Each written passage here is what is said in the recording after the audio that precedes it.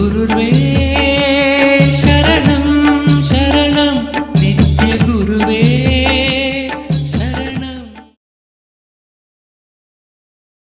நம்முடைய அறிவுக்கு புரிபடவில்லை என்பதற்காக, நம்முடைய அறிவினால் ஏற்றுக்கொள்ள முடியவில்லை என்பதற்காக நாம் இந்த உலகத்திலே ஞானம் என்பதோ இறை சக்தி என்பதோ கடவுள் என்பதோ இல்லவே இல்லை என்று கூறுவது மிகப்பெரிய தவறு. நாம் அனைவரும் இணைந்து வாழும் சமுதாயத்தை உருவாக்குவதே ஆன்ம சக்தி தான். ஆன்ம சக்தி குறைய குறைய நாம் நம்ம எல்லோரையும் தனித்தீவுகளாக நினைத்து கொண்டு தனித்தனியாக வாழத் துவங்கி விடுகிறோம். குரு அப்படிங்கிறவர் மாயமந்திரம் செய்பவர் அல்ல, நன்றாக தெரிந்து கொள்ளுங்கள். குரு அப்படின்னா என்ன அர்த்தம்னா அஞ்ஞானத்தை போக்குபவர். குணா அஞ்ஞானம், ரூனா போக்குபவர். வாழ்க்கை அப்படிங்கிறது உடலையும் மனதையுமே முதலீடாக வைத்து செய்கின்ற வியாபாரம். இந்த வாழ்க்கை அப்படிங்கிற வியாபாரத்திலே உடலையும் மனதையுமே முதலீடாக வைக்கிறீர்கள். இதுல தோல்வி வந்தால் மொத்தத்தையுமே இழந்து விடுகிறீர்கள். எந்த வேலையை செய்யணும்னு எடுத்தாலும் நாம தொட்டா எங்க உருப்பட போகுது, நம்மளால இதெல்லாம் முடியாதப்பா, நமக்கு இதெல்லாம் ஆகாதப்பா, ஏதோ இருக்கிறத வச்சு தின்னுட்டு வீட்டில் படுத்துட்டு காலம் தள்ளலாம் அப்படின்னு நமக்கு நாமே நம்மை முன்னேற விடாமல் தடுத்து கொள்ளும் ஒரு மனப்பழக்கம். முக்கியமாக நமது நாட்டிலே கிராமப்புறங்களிலே பெண்களுக்கு இந்த கொடுமை அதிகமாக இழைக்கப்படுகிறது. எப்போதும் பெண்களை நோக்கி இந்த வார்த்தைகளையே நாம் வீசிக்கொண்டிருக்கிறோம். நீ எதுவும் பண்ண முடியாது, உன்னால எதுவும் பண்ண முடியாது, வீட்டில் சமைச்சு சாப்பிட்டுட்டு படுத்துட்டு, நீ இதை பண்ணாத, அதை தொடாத அப்படின்னு மீண்டும் மீண்டும் அவர்கள் மேல் நாம் தரக்குறைவான வார்த்தைகளை உபயோகப்படுத்தி கொண்டிருக்கிறோம். கொஞ்ச நாள் ஆன உடனே அவங்க அந்த வார்த்தைகளையே நம்ப துவங்கி விடுகிறார்கள். அதனாலதான் பாத்தீங்கன்னா இந்தியாவிலே வியாபாரத்தில் ஈடுபடுகின்ற பெண்களின் எண்ணிக்கை மிக மிக குறைவு. தொழிலிலும் வியாபாரத்திலும் ஈடுபடுகின்ற பெண்களின் எண்ணிக்கை 2% மேல் இல்லை, வெறும் 2% தான். ஆனா மேலை நாடுகளிலே 60%க்கும் மேற்பட்ட 60%க்கும் மேற்பட்டவர்கள். ஒரு சில விஷயங்கள் அவங்ககிட்ட நாம கத்துக்கிட்டாகணும். சில விஷயங்கள் மன அழுத்தம், மன உளைச்சல், இதிலெல்லாம் நம்மளை பார்த்து அவங்க கத்துக்கணும். ஆனா இந்த மாதிரியான தொழில்துறை முன்னேற்றம், இது போன்ற விஷயங்களில் நாம் தான் அவர்களை பார்த்து கற்றுக்கொள்ள வேண்டும். பெண்களுக்கான சுதந்திரம் பார்த்தீங்கன்னா அவர்களுக்கு அளிக்கப்படும் தன்னம்பிக்கை நமது நாட்டில் அளிக்கப்படுவதில்லை. மற்றவர்கள் நம்மளை பார்த்து இந்த வார்த்தையை சொல்ல சொல்ல சொல்ல நாமளும் என்ன பண்றோம், அதை அப்படியே உள்ள வச்சு நம்முடைய மன இயக்கத்தின் போதும் அதையே உபயோகம் பண்ண ஆரம்பிக்கிறோம். இந்த மன அமைப்பு சிறு சிறு பிரச்சனைகளாக இருந்தாலும் கூட நமது வாழ்க்கையையே அழித்து விடும். இந்த சங்கிலி பார்த்தீங்கன்னா ஒரே ஒரு சங்கிலி தான்.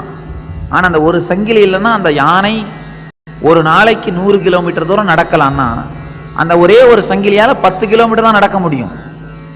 நாம நினைக்கலாம் அந்த ஒரு சங்கிலியால எப்படி சாமி இவ்வளவு பெரிய பிரச்சனை வந்துடும். ஆனா அந்த ஒரு சங்கிலி 90 கிலோமீட்டர் தூரத்தை நிறுத்திவிட முடியும். உங்கள் மனதுக்குள்ளும் நீங்கள் ஏற்படுத்தி வைத்துக் கொண்டிருக்கும் சங்கிலிகள், மனச்சங்கிலிகள் உங்களுடைய வாழ்க்கையை மிகப்பெரிய விதத்திலே பாதிக்க முடியும். இந்த அனாவசியமான மனச்சங்கிலிகளை உடைத்து உங்கள் கட்டுக்களை அறுத்து உங்களை சுதந்திர வானத்திலே இனிமையாக வாழ வைக்கும் சக்தியைத்தான் நாம் குரு என்று அழைக்கின்றோம். நம்முடைய வாழ்க்கைக்கு உடல் ரீதியாகவும் மன ரீதியாகவும் ஆன்ம ரீதியாகவும் தேவையான அடிப்படை பாடங்களை போதித்து அதை தானும் வாழ்ந்து காட்டி மற்றவர்களை வாழ வைக்கும் உத்வேகத்தை அளிப்பவரைத்தான் குரு என்று அழைக்கின்றோம். அதாவது குரு அப்படிங்கிறவர் வார்த்தையால் மட்டும் சொல்வதில்லை, வாழ்க்கையினாலும் அதை காட்டுகின்றார். குரு என்பவர் வார்த்தையால் மட்டும் சொல்வதில்லை, வாழ்க்கையினாலும் அதை காட்டுகின்றார். வார்த்தையால் மட்டும் சொல்வது முழுமையானதாகாது. வார்த்தையினாலும் வாழ்க்கையினாலும் அதை மக்களுக்கு காட்டுவதுதான் முழுமையாக முடியும்.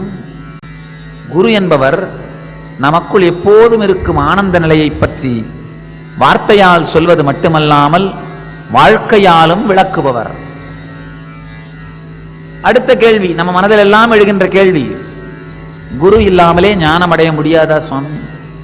குரு இல்லாமலே வாழ்க்கையை நடத்த முடியாதா? வேற ஒண்ணும் இல்ல, இந்த பாதை, இந்த நெடுஞ்சாலையிலே ஒரு நின்று கொண்டிருந்தார். அவர் கேட்டாரு, ஐயா வேலு, அவர் மற்ற இன்னொருத்தரை பார்த்து கேட்டாரு, ஐயா சேலத்திற்கு எத்தனை கிலோமீட்டர்? அந்த கேட்கப்பட்ட நபர் சொன்னாரு, அது உங்களை பொறுத்து தான் அப்படின்னாரு. இந்த கேள்வி கேட்டவருக்கு புரியல, இது என்ன சொல்றீங்க, என்ன பொறுத்துன்னு சொல்றீங்க? இல்ல, இந்த வழியா போனீங்கன்னா, நேர் வழியா போனீங்கன்னா ஒரு 20-30 கிலோமீட்டர், ஆனா எதிர் வழியா போனீங்கன்னா 25,000 கிலோமீட்டர், உலகத்தை சுத்தி சேலத்துக்கு வந்து சேருவீங்க, அவ்வளவுதான். முறையான வழியாக சென்றால் 1/2 மணி நேரத்தில் போய் சேர்ந்துடலாம். எதிர் வழியாக சென்றால் 30 நாட்கள் ஆகும், 40 நாட்கள் ஆகும், அவ்வளவுதான், வேற ஒண்ணும் இல்லை.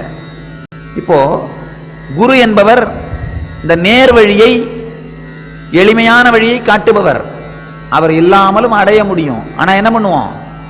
நம்முடைய காலத்தையும் நம்முடைய சக்தியையும் நம்முடைய மனத்தையும் நாம் வீணாக்கி கொண்டிருப்போம். நம்முடைய தியான முகாம்களிலே கலந்து கொள்ளுகிற மக்கள் சொல்கிற முதல் விஷயம், ஐயோ இதெல்லாம் சின்ன வயசுலேயே கிடைக்காம போச்சு, இதெல்லாம் நமக்கு சின்ன வயசுலேயே தெரியாம போச்சு, தெரிஞ்சிருந்தா இன்னமும் பல துக்கங்கள் நம்முடைய வாழ்க்கையில் வராமல் தடுத்து இருக்கலாமே, நம்முடைய வாழ்க்கையின் தரத்தை மேம்படுத்தி இருக்கலாமே, நம்முடைய வாழ்க்கையை இன்னமும் ஆனந்தமாக வாழ்ந்திருக்கலாமே. இன்னொரு முக்கியமான விஷயம், நமக்கு நாமே ஏற்படுத்திக் கொள்கிற வியாதிகளை தடுத்திருப்போம்.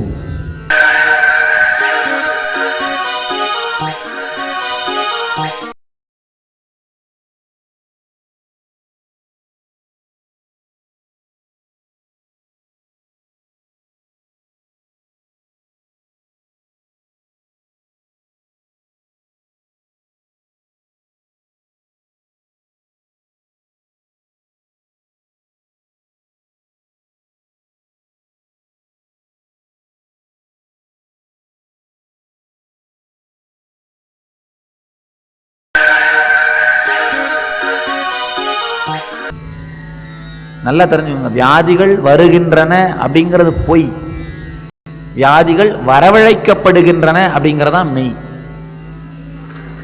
வியாதிகள் வருவதில்லை, வரவழைக்கப்படுகிறது.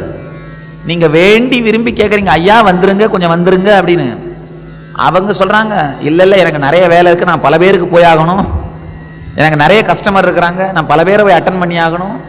நீங்க உடனே இல்ல இல்ல அதெல்லாம் முடியாது, வந்தே ஆகணும். மற்றவங்களாம் இருக்கிற மாதிரியே என்னையும் ஒரு பார்வை பார்த்துக்கோங்க. கெஞ்சி கூத்தாடி அந்த வியாதி வருவதற்கு என்னென்னலாம் செய்யணுமோ எல்லாத்தையும் செஞ்சுட்டு அப்புறம் வியாதி வந்தப்புறம் ஐயோ எனக்கு தெரியவே தெரியாது இந்த மாதிரி வியாதி வரும்னு வந்த பிறகு பேசி என்ன பண்றது? வருவதற்கு முன்பாகவே தெளிவு இருக்க வேண்டும். ஒருத்தர் ஹோட்டல்ல போய் உட்கார்ந்து நல்லா சாப்பிட்டார். 10 தோசை, 5 வடை, 4 இட்லி, 4 பூரி, மீதி என்னென்ன உண்டோ மிச்சம் மீதி இருக்கிறதெல்லாம் சாப்பிட்டு முடிச்சிட்டாரு. ஒன்னொன்னா ஆர்டர் பண்ணி சாப்பிட்டு முடிச்சிட்டாரு. கடைசியில் அந்த சர்வர் பில் எடுத்துட்டு வந்தார். சாப்பிட்டவர் கேட்கிறாரு, என்னப்பா நான் பூரி வடையெல்லாம் தான் ஆர்டர் பண்ணேன், பில் ஆர்டர் பண்ணல, ஏன் எடுத்துட்டு வர்ற? ஆர்டர் பண்ணி சாப்பிட்டீங்கன்னா ஆர்டரே பண்ணலனாலும் பில் வந்தே தீரும். அதே மாதிரி நம்முடைய வாழ்க்கையிலே சில விஷயங்களை நீங்கள் செய்தீர்களானால் நீங்கள் எதிர்பார்க்காவிட்டாலும் வியாதி வந்தே தீரும். அது வருவதற்கான எல்லா செயலையும் செய்துவிட்டு பிறகு வந்துவிட்டதே என்று வருந்துவதில் பயனில்லை.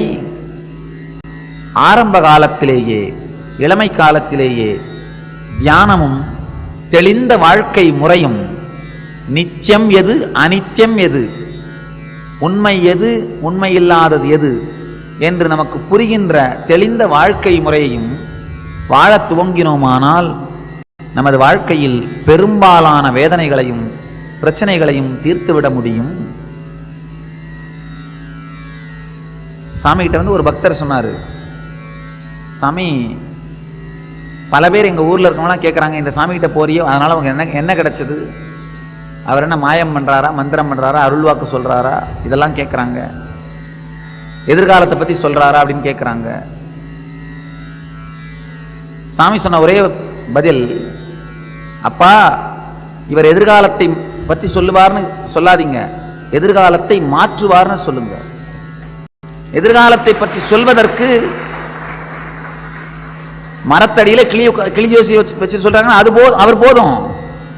போய் பாருங்க, மரத்தடியில கிளிஜ வச்சுக்கிட்டு கிளி ஜோசி சொல்றதுக்கு 1000 பேர் இருக்காங்க. இன்னொரு கூத்து பாத்தீங்கன்னா, பாவம் அந்த கிளிக்கே அது எதிர்காலத்தை பத்தி தெரியாம தான் கூண்டுக்குள்ள இருக்கு. நாம என்ன பண்றோம், அந்த கிளியை போய் உட்காந்து ஐயா என் எதிர்காலம் எப்படி இருக்குன்னு கேட்டுட்டு இருக்கிறோம். அது மட்டும் இல்லாம அந்த புண்ணியமானே வீடு கட்ட முடியாம மரத்தடியில உட்காந்து நமக்கு ஜோசியம் சொல்றாரு. ஆனா நாம எப்ப வீடு கட்டுவோம், நமக்கு அவர் அறிவுரை கொடுப்பாரு. இந்த கூத்தெல்லாம் என்ன பண்றது, நாமளே என்ன பண்றோம், இதையெல்லாம் கேட்டுக்கொண்டிருக்கிறோம். எதிர்காலத்தை பற்றி சொல்வது பெரிய விஷயம் அல்ல, அதை மாற்றுவதுதான் மிகப்பெரிய விஷயம். எதிர்காலத்தை மாற்றுபவர் தான் குரு. ஒரு அழகான ஸ்லோகம், அழகான ஒரு சூத்திரம், குரு கீதையிலே இருக்கிற சூத்திரம். என்ன சொல்றார்கள்னா, பிரம்மா கைவலிக்க வேர்வை சிந்தி நமது தலையிலே எழுதுகிற தலையெழுத்தை அவர் கைவலிக்க ஒவ்வொருத்தரா நம்ம தலைமையில நம்ம தலைவதியை எழுதி வைப்பாராம் தலையெழுத்த. அதை பிரம்மா கையாலே எழுதிய தலையெழுத்தை குரு அனாயாசமாக காலாலே அடித்து விடுவார் அப்படின்னு. வேற ஒண்ணும் இல்ல, நம்முடைய மன அமைப்பையே மாற்றி விடுகிறார் குரு. நம்முடைய மன அமைப்பையே மாற்றி விடுகிறார். நம்முடைய மன அமைப்பு மாறிய உடனேயே துக்கத்தை உருவாக்கும் செயலை நாம் நிறுத்தி விடுகின்றோம். ஏற்கனவே உருவாக்கிய துக்கங்களையும் எதிர்கொள்ளும் பக்குவத்தை பெற்று விடுகிறோம். இது ரெண்டும் வந்த உடனேயே துக்கம் அப்படிங்கிற உணர்வு இல்லாமல் போய்விடுகின்றது. வாழ்க்கை ஒரு புது பரிமாணத்திலே இயங்க துவங்கி விடுகிறது, ஒரு புது முறையிலே இயங்க துவங்கி விடுகிறது. உண்மையான குரு என்பவர் எதிர்காலத்தை கணிப்பவர் அல்ல, எதிர்காலத்தை மாற்றுபவர். எதிர்காலத்தை கணிப்பது குருவின் செயல் அல்ல, எதிர்காலத்தை மாற்றுவதுதான் குருவின் செயல். பல பேர் என்கிட்ட வர்றதுண்டு, சாமி கொஞ்சம் ஜாதக பொருத்தம் பார்த்து சொல்லுங்க, திருமணம் செய்ய வேண்டும். நான் சொல்றது என்ன பைத்தியக்காரத்தனம். ஒரு ஆணும் ஒரு பெண்ணும் சேர்ந்து வாழப் போகிறார்கள். அவர்கள் இருவருடைய மனதையும் பார்த்து ஒருவருடைய மனதிற்கு இன்னொருவரால் ஈடு கொடுத்து வாழ முடியுமான்னு பார்க்கறத விட்டு 2 பேப்பரை வச்சுக்கிட்டு 2 பேப்பரை வச்சு 2 பேருடைய வாழ்க்கையை பத்தி முடிவு பண்ண முடியுமா? ஒரு 2 பேப்பரை வச்சு 2 பேருடைய வாழ்க்கையை முடிவு பண்ண முடியும்னா நம்முடைய வாழ்க்கை வெறும் பேப்பருக்கு தான் சமம். எப்படி முடியும்? திருமணத்துக்கு முன்பு சாமி சொல்ற ஒரே மனப்பொருத்தம் என்னன்னா, ஒரே ஒரு விஷயம் என்னன்னா, இருவரையும் தியானம் செய்ய சொல்லுங்கள். இருவரையும் ஒருவரை பற்றி ஒருவர் வைத்திருக்கும் கற்பனைகளை கீழே போட்டுவிட்டு இனிமையான வாழ்க்கையை வாழ்வதற்கு தயாராக சொல்லுங்கள். ஒருவருக்கொருவர் விட்டுக் கொடுத்து வாழும் வாழ்வையும் ஒருவருக்கொருவர் அன்பை பகிர்ந்து கொள்ளும் வாழ்க்கை முறையையும் வாழச் சொல்லுங்கள். வாழ்வினுடைய அடிப்படையான உண்மைகளை அழியுங்கள். உண்மையில பாத்தீங்கன்னா, இந்த வாழ்க்கையின் தரத்தை உயர்த்த துவங்கினாலேயே மக்கள் செல்வ வளத்தோடு வாழ துவங்கி விடுவார்கள். இப்போ ஒரு சில நாட்களுக்கு முன்னாடி நம்முடைய தியான முகாமில் கலந்து கொண்ட ஒரு அன்பர் வந்தார். அவர் என்கிட்ட சொன்னார், சாமி எப்ப நான் தியானம் பண்ண ஆரம்பிச்சனோ அப்பத்திலிருந்து மாசம் 3000 ரூபாய் அதிகமா சேமிப்பு செய்ய ஆரம்பித்து விட்டேன் அப்படின்னாரு. நான் சொன்னேன், என்ன வேற ஏதாவது புது வேலைக்கு போறீங்களா, நிறைய சம்பாதிக்க ஆரம்பிச்சிங்களான்னு கேட்டேன். இல்ல சாமி, குடிக்கிறத நிறுத்திட்டேன், அதுவே பெரிய வருமானம். என்னுடைய குடிப்பழக்கம் தானா நின்று போயிடுச்சு, அதுவே பெரிய வருமானம், அதுவே மிகப்பெரிய வருமானம். வேற ஒண்ணும் இல்ல. இன்னும் நல்லா தெரிஞ்சுக்கோங்க, ஒரு உண்மை என்னன்னா, நாம் எல்லாம் ஏற்றுக்கொள்ள முடியவில்லை என்றாலும் கூட ஒரு உண்மை, உண்மையிலேயே நமது நாட்டில் வறுமை இல்லை. வாழத் தெரியாத காரணத்தினாலும் அனாவசியமான கெட்ட பழக்கங்களின் அடிமையாக இருப்பதனாலும் முறையாக உழைக்கும் மனநிலை இல்லாததனாலும் தான் நமக்கு நாமே வறுமையை உருவாக்கிக் கொள்கிறோமே தவிர எந்த வளம் இல்லை இந்த நாட்டில். நமது நாட்டில் வறுமை என்பதே இல்லை. வாழத் தெரியாமல், நம்முடைய வளத்தை காத்துக்கொள்ள தெரியாமல் நமக்கு நாமே ஏற்படுத்திக் கொள்கின்ற துக்கம்தான் வறுமையே தவிர நம்முடைய வாழ்க்கை தன்மையாக வறுமை இல்லை.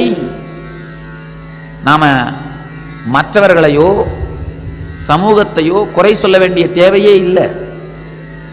ஒரு அரசாங்கம் கூட எந்த அளவுக்கு செய்ய முடியும்? அரசாங்கம் செய்தாலும் அதை நாம் வைத்து காப்பாற்றிக் கொள்ள வேண்டிய பக்குவம் நமக்கு இருக்க வேண்டும். பொதுவாகவே நமக்கெல்லாம் இருக்கிற பழக்கம் சமூகத்தை குறை சொல்வது, அரசாங்கத்தை குறை சொல்வது, மற்ற எல்லா மக்களையும் குறை சொல்வது. மற்றவர்களை குறை சொல்வது அப்படிங்கிறதால எதுவும் நடக்க முடியாது. உண்மையில் பார்த்தால் நமக்கு வாழ்கின்ற தெளிவு இல்லாத காரணத்தினால்தான் நாம் நம்மை சுற்றி வறுமையை உருவாக்குகிறோமே தவிர வாழ வேண்டும் என்கின்ற துணிச்சலும் வாழ வேண்டும் என்கின்ற தெளிவும் இருக்கிற நபர்கள் வறுமையினால் பாதிக்கப்படுவதே இல்லை. வறுமை இருக்கிறது அப்படின்னா உங்களுக்குள்ள ஏதோ பிரச்சனை இருக்குன்னு அர்த்தம். உங்களை சுற்றி இருக்கின்ற யாரையும் குறை சொல்லாதீர்கள். அரசாங்கத்தையோ அரசு அலுவலகங்களையோ சமூகத்தையோ சமூக பொறுப்பாளர்களையோ மற்ற துறை மனிதர்களையோ குறை சொல்லாதீர்கள். நமக்குள் இருக்கும் பிரச்சனைகளை ஆராயுங்கள். நமக்குள் ஒரு தெளிவை எடுத்து வாருங்கள். நமக்குள் தெளிவு வரும் பொழுது மட்டும்தான் நமக்கு ஒருவேளை யாராவது உதவி செய்தால் கூட அதை ஏற்றுக்கொள்ளும் பக்குவம் வரும். நமக்குள்ள தெளிவு வரலன்னா யாராவது உதவி செஞ்சா கூட அதை வாழ முடியாது. பாருங்க, எத்தனை பேருக்கு லாட்டரி அடிச்சிருக்கு. யாராவது லாட்டரியால பணக்காரனாய் கேள்விப்பட்டிருக்கீங்களா? உலகத்துல எத்தனை இடங்கள்ல லாட்டரி அடிச்சுக்கிட்டே இருக்கு. எவ்வளவு பேருக்கு? யாராவது லாட்டரி அடிச்சு பெரிய பணக்காராய் கேள்விப்பட்டிருக்கீங்களா? எனக்கு தெரிஞ்சு நடந்த ஒரு கதை. ஒரு வருஷத்துக்கு முன்னாடி ஒருத்தருக்கு இந்த சுண்ணாம்பு காலவாயில வேலை செய்யற ஒரு நபர், அவருக்கு ஒரு 15 லட்சம் ரூபாய் லாட்டரியில விழுந்துருச்சு. விழுந்த உடனே அவர் என்ன பண்ணார்? முதல்ல பண்ண வேலை ஒரு கார் ஒரு வீடு வாங்கினார். அது மட்டும் இல்லாமல் பணம் வந்த உடனே சேருகிற அந்த நண்பர்கள் நட்பு, அந்த இருந்த சுண்ணாம்பு காலவாயை வித்துட்டாரு. காலவாய் இருந்தப்போவாவது மாசம் ஒரு 5000 ரூபாய் வருமானத்தோட நிம்மதியா வாழ்ந்துட்டு இருந்தாரு. இது 15 லட்சம் ரூபாய் வந்த உடனே முதல்ல ஒரு வீட்டையும் காரையும் வாங்கிட்டாரு. இருந்த சுண்ணாம்பு காலவாயை வித்துட்டாரு. இதுக்கு மேல நமக்கு எதுக்கு அப்படின்னு. அப்புறம் அந்த கூடா நட்பு சொன்னா சேர்ந்தது. பணம் இருந்த பணம் எப்படி கரைஞ்சதுன்னே தெரியல. வெறும் 6 மாசம்தான், 6 மாசம்தான் அந்த வீடு கார் எல்லாம் போய், சுண்ணாம்பு காலவாயும் போய், மாசம் வந்துட்டு இருந்த வருமானமும் போய் நடு ரோட்டுக்கு வந்து நின்றுட்டார். அதுக்கப்புறம் சாமி வந்து பார்த்தார். நான் கேட்டேன், என்னங்கய்யா இப்பதான் உங்களுக்கு ஒரு 15 லட்சம் ரூபாய் லாட்டரியில வந்து சொன்னாங்களே, என்ன ஆச்சு? அது 6 மாசத்துக்கு முன்னாடி வந்துச்சு சாமி. அது 6 மாசத்துக்கு முன்னாடி வந்துச்சு சாமி. வைத்து வாழுகின்ற மன அமைப்பு இல்லாவிட்டால் லக்ஷ்மியே வந்தாலும் கூட நம்மால் வாழ முடியாது. கடைசியில பாத்தீங்கன்னா முதல்ல இருந்த சுண்ணாம்பு காலவாயும் போய் ஜீரோல வந்து நின்னார். அப்புறம் சாமி திரும்ப கூப்பிட்டு அவருக்கு சொல்லி முறையாக அவரை வாழ்க்கையை துவங்க சொன்னோம். அவருடைய வாழ்க்கையை அதற்கு பிறகு முறையாக நடத்த சொன்னோம். அவர் அதன் வாழ்க்கையில் அதுக்கு மேல இயங்க துவங்கினார். அதாவது முறையான வைத்து வாழும் பக்குவம் இல்லை என்றால் லக்ஷ்மி வந்தால் கூட நம்மால் அதை வைத்து வாழ முடியாது, அதை வைத்து நடத்த முடியாது. முறையான பக்குவத்தை நமக்கு அளிப்பவர்தான் குரு. வாழும் வாழ்க்கை முறையை நமக்கு தெரிவிப்பவர்தான் குரு. ஒரு பேசிக்கா நம்ம தெரிஞ்சுக்க வேண்டிய விஷயம், நம்ம எல்லாரும் இந்த வெளி உலகத்திலே உணவை சம்பாதிப்பதற்கும் உடையை சம்பாதிப்பதற்கும் வீட்டை சம்பாதிப்பதற்கும் மணிக்கணக்கான நேரத்தை செலவிடுகிறோம். ஆனா அதையெல்லாம் வச்சுக்கிட்டு இனிமையா வாழறதுக்கான நம்முடைய மனதை சம்பாதிப்பதற்கு, நம்முடைய தெளிந்த மன அமைப்பை உருவாக்குவதற்கு நேரம் செலவிடுவதில்லை.